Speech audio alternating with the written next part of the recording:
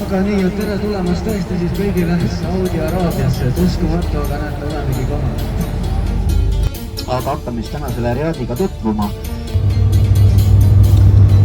Et ega seda jah, seda kunagi seda hinnata ei osatud, et kui seda uut Riadi hakati ehitama. Noh, Riad kui ta pealinnaks tehti tegelikult, siis oli see vist napilt mingi 7000 inimest ainult. Ja peamiselt hakkas kasvama väga kiiresti pärast seda nafta leidis siin enne teist maailmasõda ja eriti kiiresti kuskil 50-ndad, 60-ndad, kui inimesed hakkasidki sealt küladest niimoodi ära tulema, kus elu seal keset kõrb oli küllaltki raske ja keeruline, aga linn oli juba kõikide mugavustega välja ehitatud. Nii et kui ennem siis elas Saudis, ütleme seda linnaelanikkonda oli võib-olla 10% heal juhul, siis praegu on täpselt vastupidi, et suurtes linnades elab praktiliselt 80% elanikest. Esimese Saudi riigi pealinn, kus siis valitseti kogu seda Nedži piirkonda, ehk siis praegust keskosa seda mägist piirkonda Saudi Araabias. Hakati ehitama seda siis 1744, siis ta purustati, nagu näete, seal on konserveeritud väga palju, et oli väga halvas seisukorras niimoodi varemed, nagu siin olid, sellesama Egiptuse Ibrahim Pasha vägede poolt 1818 ja pärast seda elasid siin lihtsalt beduiinid ja siis 80-ndatel, nüüd eelmine sajand, hakati seda nii-öelda konserveerima, taastama ja siis on plaanis avada nagu seda, nii-öelda uus pealinn täiesti nagu muuseumlinnana. Ja see on siis ka UNESCO kaitse alla võetud, aga praegu ta veel nagu näete, natukene siin midagi tehakse, natuke on pooleli, mis on seal natukene rohkem korralikumad majad. Sinna tulevad ka need igasugused muuseumiekspositsioonid sisse ja siis osad on lihtsalt, mis seisavadki nii nagu varemed. Et niisugune väike nagu euroopalikum linnaosa, seda nimetatakse nagu selliseks diplomaatiliseks linnaosaks. Seal on väga palju need igasugused välisriikide saatkonnad, nende suursaadikute residentsid. Seal on ka niimoodi kinnine ala, siuksed aiad on ees, kus on ka neil omad kohvikud ja bowlingurajad ja golfiklubid ja kus nad tavaliselt väga väljas ei käigi, seal on omad koolid ja kõik neil olemas. Siuke omamoodi nende diplomaatidele rajatud siuke spetsiaalne linnaosa. Ja see kukkus siis nii ammu tagasi, et praegu sellest muidugi mingi kraatrit enam järgi pole, et see on liiva täis läinud. Aga täiesti originaal raudmeteoriit. Muuseas arvatakse, et see, mida moslemid kummardavad, mis Mekka linnas sellesama nii-öelda see must kivi on, et see on ka tegelikult meteoriit, eks ole. Mis on üldse võimatu. Riigi kuningad olnud. Et kõigepealt esimene, tema on siis Abdulaziz, kes oli kuningas ja pärast trooni pärimine on selles järjekorras, et see läheb ühelt vennalt vennale. Siin on nüüd kõik need vennad, selles mõttes meie mõistes on pool vennad, emad on kõik erinevad. Selline niiskem paigakene, mis tõttu seda rahvast siia koondus, aga nagu me teame, valdav osa kogu sellest Araabia maailmast, Araabia poolsed ja kõik muu, et olid siin sellised, on siiamaani sellised suured hõimud. Ja siin kandis oli siis üks nendest, nad nimetavad iseennast nagu Mani järglasteks, oli selline hõim, mida siis valitses praeguste Saudi dünastiate eelkäijad, nad nimetasidki ennast Ibn Saudideks, nad ei olnud mingi väga suur ega võimas hõim, aga juhtus selline asi, see oli 18. sajandil. Täpsemalt siis 1744, kui oli üks teine selline võimas suguvõsa, kes on tänapäeval ka siis Saudi Araabias, tähtsuselt teine suguvõsa kuningasuguvõsa järgi. Nemad olid siis al-Wahhabid ja põhimõtteliselt need kaks suguvõsa valitsevad siiamaani tervet seda Saudi Araabiat. Aga siis Tirjahist rääkida ja need kaks suguvõsa tegelikult nemad valitsevad siis siiamaani. Seda teist üks on see kuningasuguvõsa, Saudide suguvõsa, aga teine siis ongi nagu need austusega nimetavad nagu šeikide suguvõsaks. Šeikid on sellised nagu vaimulikud juhid on nad islamis läbi aastate. Ja kaks suguvõsa näete isegi Saudi Araabia vapi peal, kui te olete vaadanud, seal on selline palmipuu ja kaks sükast ristatud mõõka seal all. Et need kaks ristatud mõõka seal tähendavadki siis kahte seda suguvõsa, kes seda riiki siis praegudki nii-öelda juhivad. Saudide käes on kogu poliitiline võim ja kogu majanduslik võim, see kogu see naftatöötav firma, mis on see Aramco, mis kogu seda Saudi Araabia naftapumpeb ja müüb, see kuulub täielikult 100% Saudi perekonnale, kuninga perekonnale. Aga siis kogu maa religioosne võim on siis selle šeiki suguvõsa käes, et sealt tulevad need kõik juhtivad vaimulikud. Nende hulgast muidugi tuleb ka teisi, igasuguseid ministreid ja tähtsaid ametnikke ja teisigi. Aga põhimõtteliselt jah, kaks suguvõsad, ühe käes on majanduslik poliitiline võim ja kogu see muu võim on siis selle teise suguvõsa käes. Et nemad siis kaks suguvõsa sellest 18. sajandi keskpaigast peale, kui nende tõus hakkas pihta. ja noh, eks ajalugu on nagu ta on, et noh, Saudi Araabia on üks 3 maailma riigist, kus nagu riigi nimetuses ongi nagu seesama valitsev dünastia sees, et teine on siis Jordaania, nagu meie teame, see on ametlikult siis Hashemidi kuningriik selle dünastia järgi ja noh, 3. on siis Euroopas Liechtenstein, kus on siis dünastia järgi nagu riik nime saanud.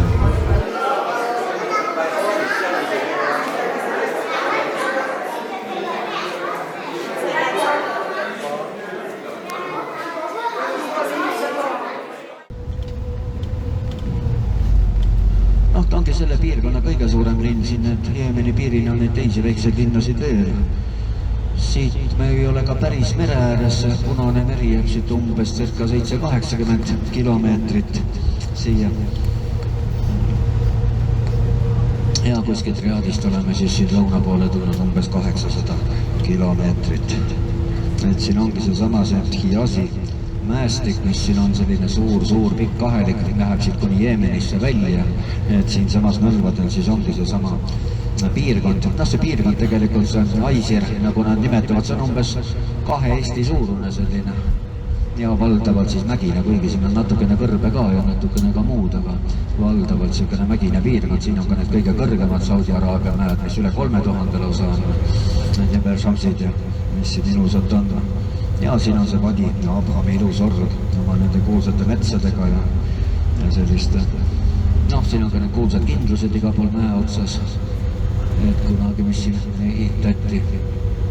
Ja siin nüüd vasakul jääb see vana printsivalee, näete. Siin paistab see punased müürid, näete siin roheluse keskel.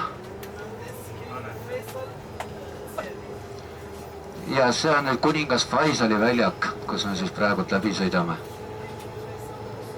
Ja kuningas Faisali mošee sinna.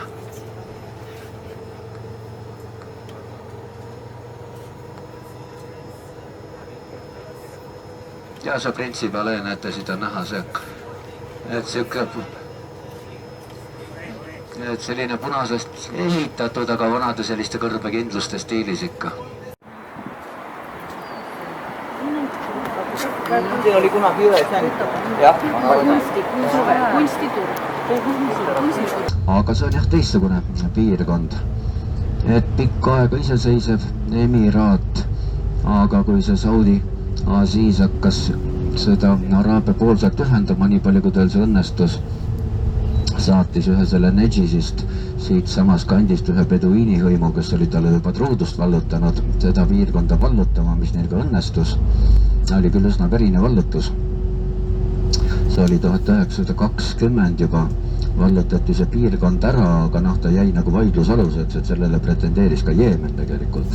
Et ta on ajalooliselt ikkagi Jeemenisse kuulunud, aga lõpuks 1934 siis sõlmiti ikka see leping Jeemeniga ära, nii et jäi ikka ametlikult Saudi poole peale. Nii et praegu siuke täiesti omaette nurk ja nemad on siis valdavad šiia usku, mitte sunniidid. Aga noh, eks see jah, šiia sunna natuke see konflikt, eks on peamine muidugi Iraaniga, et läbi aegade, läbi aastakümnete, isegi läbi sajandite see põhiline suur konflikt siin pärslaste ja araablaste vahel, et ega see pole kuhugi kadunud ja lisaks veel see usuerinevus ka, et need ju praegu otseselt pole nad kunagi omavahel sõdinud, aga noh, selles mõttes kaudselt sõdivad mitmes kohas, et praegu seal Süürias loomulikult, kus see šiia sunna on samamoodi Jeemenis praegult, ühelt poolt Iraan, teiselt poolt Saudi, et neid konfliktipiirkondasid on neil mitmeid, kus nad nii-öelda kaudselt kokku puutuvad. Aga samas on teada, et juba praegult juba 4 või 5 kuud käivad salajased läbirääkimised saudidel ja iraanlastel omavahel, et neid suhteid normaliseeruda. Kui sellest nüüd midagi välja tuleb, see tõmbab jälle Ameerika Ühendriikide sellel poliitikal vaibu alt ära, et nemad praegu ikka rõhuvad väga palju selle Saudi toetusele oma Iraani poliitikas. Et kui kujutate ette, kuidas näiteks moslemid kujutavad ette oma paradiisi, et noh, paradiis on ka ju tegelikult sellise suure kõrge kivimüüriga ümbritsetud siuke roheline aed, et kus siis õitsevad igasugused erinevad sorti puud, et kõikidelt maailma sortidest siis üks puu ja siis voolavad need igasugused ojakesed seal ja need huurid pakuvad seal veini, mis küll purju ei tee ja kõik selline paradiis, aga ümberring on kõrb ja sellel on suur kivi meil ümber ja siis on see rohelus seal keskel, et selles mõttes kõrbes see usk nagu sündis ja nemad ei kujutanud ette, et väljaspool saab olla midagi muud peale kõrbe. Et kui on rohelus, peab olema kindlasti need ojakesed ja müüriga ümbritsetud, et selles mõttes nagu aed välja näeb. Et selle tõttu, kui igal pool islamimaades on need pargid väga kuulsad just, mis on ka alati suure müüriga, et sellised väiksed nagu paradiisi sünonüümid, mida nad siis üritavad luua nende väikeste aiakeste ja pargikestega, aga see müür peab alati ümber olema muidugi. See on pärit pitsa. Ei, no see, mis teile räägitakse Napolis, see on jama, eks ole. Esimene pitsa tegid Makedoonia Aleksandri sõdurid. Neil oli spetsiaalsed pronkskilbid, kui lõunaaeg oli, pani jahu segamini juust, eks ole, pani pronkskilbid vastu päikest. Siukse pitsa põhja, sinna need juustud ja asjad, oliivid, mis neil olid peale, küpsed ära ja oligi valmis. Sealt tuli pitsa, eks ole, mitte mingi Napolis. Itaalased on veel mitu tuhat aastat olemas. Mina olen kuulnud seda, et pitsat kasutati nii, et alguses see põhja kasutati nagu taldrikuna. Peast ära ja põhimõtteliselt ongi see niisugune, eks ole, siis mida kellel oli, eks ole, kellel oli juustu, kellel oli oliive sinna peale pandi ja siis... Ja mida kas nad ikka lõpuks sõid see taldriku ka ära? No loomulikult.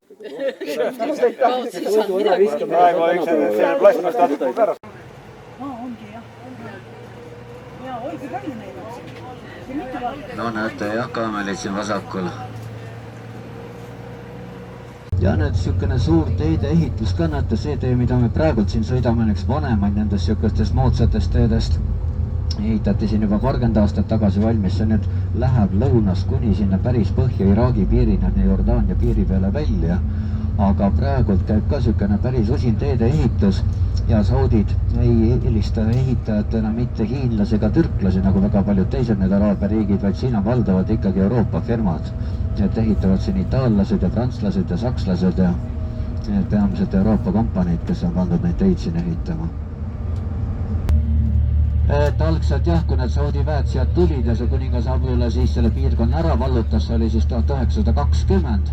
Lõplikult see piir Jeemeniga pandi paika siis 1934 alles, et algselt olid need võimud väga selle vastu, et olid siin üsna verine ülevõtmine oli, et sõdisid selle saudi vägede vastu, aga hiljem nad said ikka aru, kui palju see head nendele tegi, et nad nüüd enam ei sõdi omavahel, et kõik on hästi, loomulikult see nafta ka, et kõigil on selline heaolu siin nüüd tagatud, et praegu on kõik nad väga rahul selle olukorraga siin. Selles jah, siin piirkonnas see põllumajandusel on nii suurt tähtsust ei oma, et siin väga palju farm on ka niimoodi lihtsalt maha jäetud. Et kuna praegult neil seda jõukust on, et suur osa, mida nad siin vajavad, kas ostavad sisse või siin on teised piirkonnad, mis on nagu selleks viljakasvatuseks kõigeks nagu kasulikum kasutada, kui siin mägedes nende väikeste põllulapikeste peale. Mis on siin kunagi olnud, sest ega ta kõrb ei ole kunagi olnud.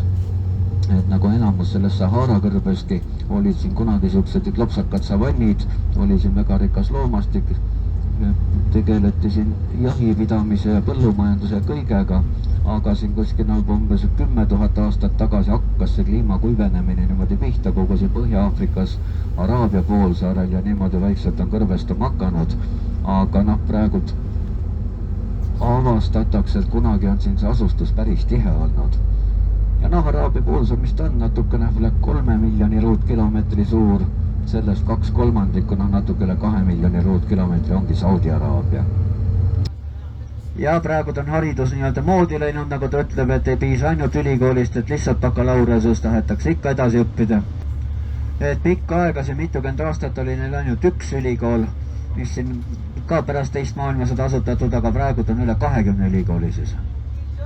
Ja peale nende ülikoolid on siis veel umbes 250 000, nagu ta ütles, üliõpilas siin teistes riikides ülikoolides õppimas. Jah, et need palgad hakkavad kuskil seal 1500 ja siis sealt niimoodi ülespoole, see 2500 on siis umbes keskmine. Räägime eurodest, eks ole? Jah.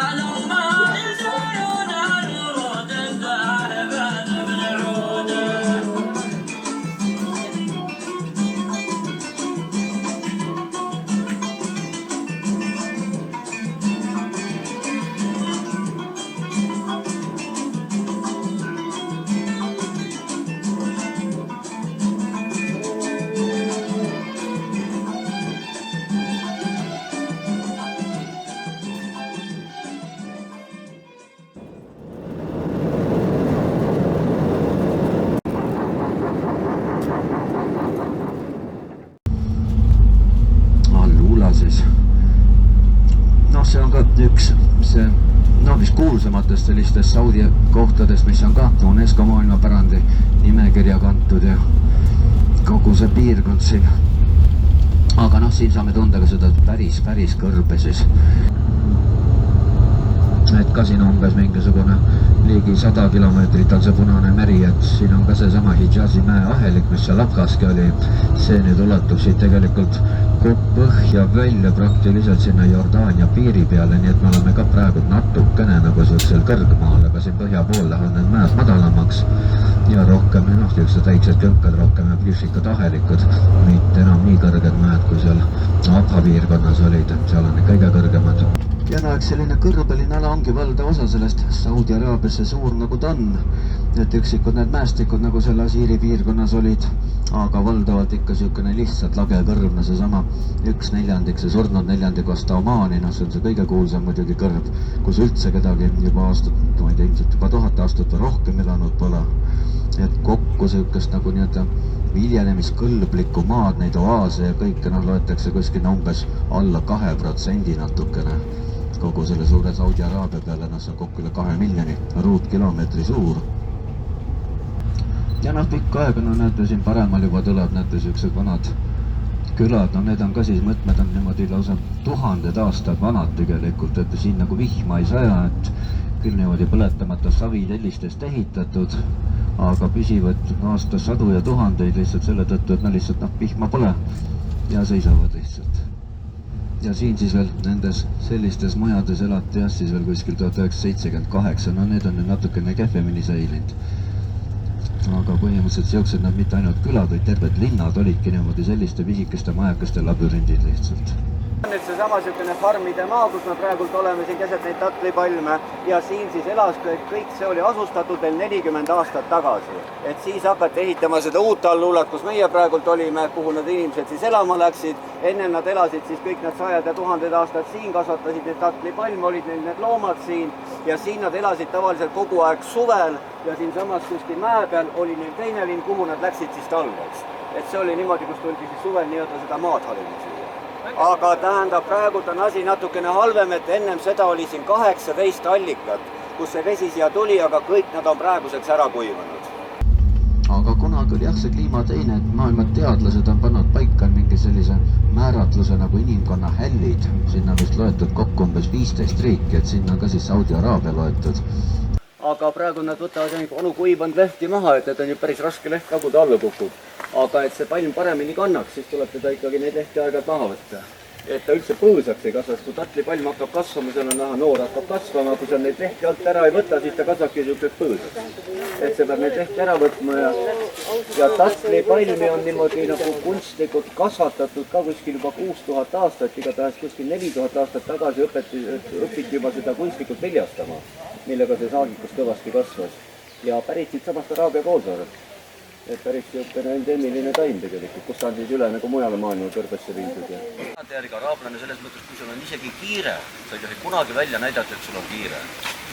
See tihtipeale lõpeb õnnetult selles mõttes, kui näiteks läheb inimene üle tee, eks ole, ta näeb auto tuleb, aga ta ei kiirusta saama. Ta nii pikka nagu kõutstab niimoodi, et see rahuliku sammuga, et see väärikust sõidab. Me vaatame selle mingi kuulsa kivi moodustise elefantrokk, nagu nad nimetavad. Lähme vaatame selle siit üle. Aga nii need peduiinid siin kunagi siis elasidki, et nüüd siin olid see vellahite põllud ja siin ümberringi kõrbes peduiinid. On see üldine nimetus nende kõrbaraaplaste kohta. No see sama elustiiliga muidugi siin Põhja-Aafrikas kõrbetes Saharas on veel berberi rahvas muidugi, kes oli nagu valdavalt selle Põhja-Aafrika elanikkond, kes siis pärast ka osaliselt islamiseerus, võtsid ka araabia keele paljud üle. Marokos, seal Alžeerias, seal on muidugi berberi keelt ka veel päris palju säilinud, aga elustiilid üsna sarnased tegelikult.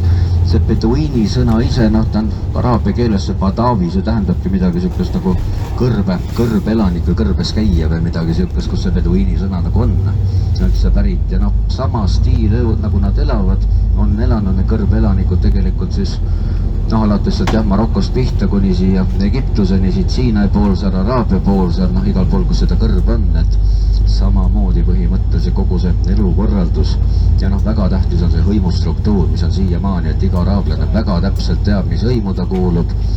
siin on ka need veel väiksemad alamhõimud, siis see üldine suur hõim ja need hõimud võivad olla väga-väga suured, ikka miljonid inimesi üks hõim.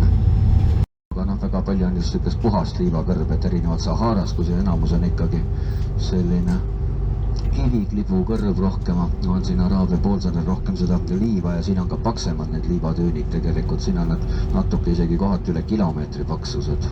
Saharas on keskmine, see on mingi 100-200 meetrit.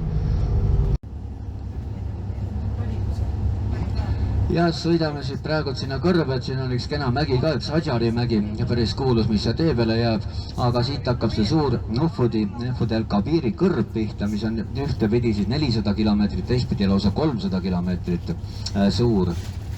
Ja siin on selles mõttes ka need kaljud, mis on natuke teistsugused, et siin on seda vulkaanilist pinnast. Et see mägi, mis see kuulus on, et see on siis graniitmägi, erinevalt nendest liivakivimägedest, mida me siis näinud olime siin. Aga siin need kaljumoodustised on väga-väga ilusad, et sama põhimõtteliselt jah, ahelik, mis lähebki niimoodi läbi tegelikult sinna kuni Surno mereni välja. Kuidas see aja jooksul niimoodi erodeerunud, need kaljud on need tugevamad ja pehmemad kivid siin välja tulnud. Aga siis praegu sõidamegi sinna Maidan Saleesse, nagu nemad seda nimetavad, see vana nabatialaste linn, et see oli tegelikult, nad on esimene objekt üldse Saudi-Araabia, mis valiti sinna UNESCO maailmapärandisse siin kuskil 2000-ndatel. Need on neid teisi ka juurde tekkinud, aga see oli see kõige esimene siin. Ta oli kunagi Hegra nime all, kui siuke nabatialased siin elasid, no üks oli Petra ja teine see Hegra, 2 pealinna neil siin. Ja otse ka selle sama suure viiruki tee peal, mis siis seda piirkonda niimoodi jõukana hoidis, kus nad sealt Jeemenist ja Omaanist tulid, need suured karavanid ja sinna põhja poole seda vaika maha müüma, noh kõike muud ka muidugi, aga noh see viiruk oli see põhiline, millega seda raha teeniti. Ja seal on siis sarnaselt ka niimoodi need, noh kes on Petras käinud ja pilte need kindlasti kujutab ette, niimoodi kalju sisse raiutud, need igasugused uhked fassaadid, mis on siis ka põhimõtteliselt hauakambrid tegelikult nagu Petraski, et see linn, kus noh majad, inimesed elasid majades ikka, aga need olid siuksed uhked sellised mälestusmärgid seal nendele kohalikele kuningatele ja sõjapealikele, kes need tähtsamad tegelased on. Ja siin on neid kokku loetud üle 100, natuke mingi 111 vist terve selle territooriumi peale. Aga noh, Haili linn nagu ta on, et kasvab, nagu seda rahvaarvu juba on tõusnud siin, et oma ülikool nüüd olemas ja noh, Haili peetakse jah, miskipärast selliseks väga tsiviliseeritud kohaks, et siin pidi see linn olema puhtam kui need teised Saudi-Araabia linnad. Eks seda prügineb siin ka muidugi siin seal maas, aga ikkagi pidi puhtam olema. Ja elanikud siis seda ma juba rääkisin, et nad on väga külalislahked, aga üldiselt pidid olema ka sellised üldiselt väga tsiviliseeritud, et koht, kus nagu rohkem seda haridust ja kõike hinnatakse. Noh, praegu Hail ka siukene ilus lind on ka siukene mitte päris madalal kõrbes. See Saudi-Araabia keskosas on natuke siukene kõrgem, platood on siukene mingi 900 meetrit üle merepinna, aga seal on ka väga palju seda pinnavett, siukene allikaline piirkond, et see on praegult ka üks selline suur Saudi-Araabia siukene viljakasvatuspiirkond, et üllatuslikul kombel niimoodi keset kõrbe, et kuskil 60% kogu näiteks Saudi-Araabia nisutoodangust tuleb sealt Haili piirkonnas, samamoodi tatlid ja igasugused puuviljad ja mida nad seal kõike kasvatavad. Ja nad siis Juba, see piirkond, kuhu meie nüüd läheme, et see on siis eelkõige tuntud nende samade kaljujooniste järgi. Et need on siin erinevad tsivilisatsioonid, noh kui muidugi need küttekorilusi, kes need kaljujooniseid tegi, saab lausa tsivilisatsiooniks nimetada, aga need on ka erinevatest ajajärkudest, et kõige vanemad, mis on dateeritud, on siis umbes 12 000 aastat tagasi tehtud ja siis oli vahepeal mingi periood, mingi paar tuhat aastat, kus ei olnud neid jälle ja siis natukene uuemad on jälle need joonised siis sinna kaljudele ilmunud. Ja noh, kaljujoonised, eks neid on siin ehk kõrvetest teisi, aga noh, kaljujoonised on muidugi selline asi, noh, petroglüfid, nagu neid ka nimetatakse, mida on tegelikult praktiliselt üle maailma igalt poolt leitud, et hästi palju Aafrikast, Lõuna-Aafrikas need kuulsad seal mingid lausa inimeste eelaste tehtud mingisugused 100 000 aastad vanad esimesed juba, aga noh, kõige aktiivsem periood, mis enamus neist on, ongi kuskil, ütleme seal 20 ja 10 1000 aasta vahel enne meie aega kuskil. Sükene see neoliitikum, paleoliitikum, kui siis kõige rohkem. No peamiselt ka igasugused inimfiguurid, kõik võimalikud igasugused loomad. Jahipidamist on väga tihti kujutatud seal odade vibudega, millega nad seal jahti pidasid ja muidugi saab ka ette kujutuse, mingil määral saab ka aru, et mis rõivad nad kandsid, milliseid tööriistu kasutasid, milliseid jahiriistu kasutasid, isegi riietust, soengut, olid pikad juuksed või lühikesed juuksed. Saab teatud järeldusi teha muidugi sellest, kuidas neid täpselt seal kujutud on ja muidugi need kohad, kus see kliima on muutunud, saab siis ette kujutuse väga hea sellest, et millised loomad siis kunagi seal elasid täpselt. Aga praegud ka, et siin on küll niimoodi pikad perioodid, kus üldse ei saja, aga mingitel perioodidel talvel, kevadel tavaliselt ikka mingid sajud on ja see pinnavesi on siin ka lähemal natukene. Et just see suur niisutootja nagu ta on ja tatlitootja, et suured osad siis kunstlikud niisutatud põllud sinna. Faisal oli ka see, et tema siis küll väga tugeval muidugi lääneriikide survel, et tema siis lõpetas ka see Saudi Araabias ametlikult selle orjapidamise. Et see oli siis aastal 1968, mis siis väga palju vastukoja tekitas. Et siis otsustas, et praegu riik on nii rikas, ütles, et tema ostab need kõik orjad välja, nii palju kui neid on ja laseb vabaks. Aga see ilm, mis ta meile määras, oli muidugi turuhinnast poole odavam. Väga palju saudid kinustasid selle peale ja see lihtsalt protestimärgiks orjad niisama vabaks, et ei hakanud selle poole hinna eest neid kuningale müüma. Nii, aga vaatame korraks üle, ka siin väga palju vaadata ei ole, et see pärast see fantastiline kindlus on see sellepärast, et see ehitati alles 1948. Et kujutate ette, et tollel ajal ehitati siin veel mudatellistes kindlusi. Aga mis otstarbel? No see põhimõtteliselt selle Barzaani kindluse lõhkusid need saudid maha, kui nad selle ära vallutasid. Ja siis nad määrasid ühe selle kuningliku printsi siia kuberneriks ja tema siis ehitas selle nii-öelda oma võimu näitamiseks, oma võimu kindlustamiseks ja kasutuses nii kaua kui ta oli see põhimõtteliselt nagu sõdurite kasarmu. Karnison oli siin, see oli Karnisoni mošee, see väike hoone siin. Üleval olid sõdurite toad, siin on kokku 137 tuba. Sõdurite toad, all oli ka igasugused laoruumid, relvakambrid, kõik niimoodi. Ja põhimõtteliselt nad plaanivad siia muuseumit teha. Aga nad on juba iseenesest see, et te näete 20. sajandi keskel ehitatud mudatellistes kindlust, eks ole. Et see on juba selline asi, et siin näete, kuidas see Saudi oleks arenenud, kuna naftat poleks leitud, eks ole. Mis oleks Saudis saanud, eks ole.